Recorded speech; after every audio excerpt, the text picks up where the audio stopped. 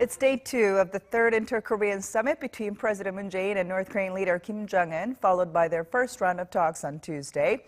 The two leaders held their second round of talks earlier this morning. And after they wrapped that up, President Moon and Chairman Kim signed a joint summit agreement, followed by a signing of the military agreement between the two countries' top defense officials. Now, the two sides agree to rid the peninsula of military threats, while North Korea has agreed to eliminate its nuclear facilities. And this week's summit comes at an important time, as the denuclearization talks between North Korea and the U.S. haven't seen much progress ever since the Singapore summit in June. And this week's summit is the third summit between the two leaders, as the two have met in the border village of Panmunjom on April 27th and May 26th.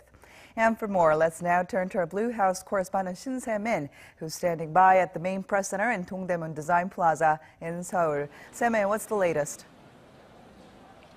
Ji-yoon, let me just start by telling you what it was like here at the main press center the moment the two leaders of the Koreas announced their agreement from the two rounds of summit that began yesterday. All eyes and ears were glued to that large screen setup behind me here at the main press center, as all the reporters wanted their first dip on the latest coming in from the North Korean capital of Pyeongyang.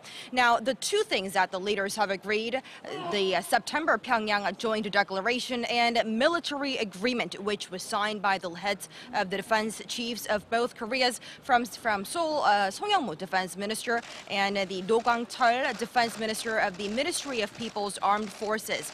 Now, let me just go over some of the things that the two leaders have said during their remarks. President Moon began by saying that the South Korean peninsula is entering an era with no war, saying that the two sides have agreed to make the Korean peninsula free of nuclear weapons and threats.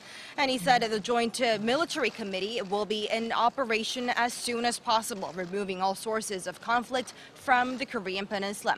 He also said the two sides have discussed specific denuclearization steps for the first time between the two Koreas in modern Korean history. And another first, permanent shutdown of nuclear facilities in North Korea's Yongbyon has been said by the South Korean leader of Moon Jae-in.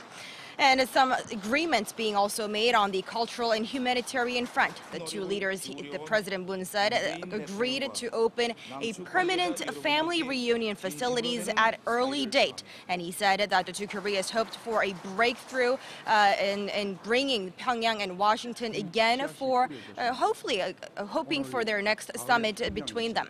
And also said by the North Korean leader Kim Jong-un was something about the agreements that they have signed. He said the September Pyongyang agreement would pull the era of peace and prosperity and lift the inter-Korean ties to a new level.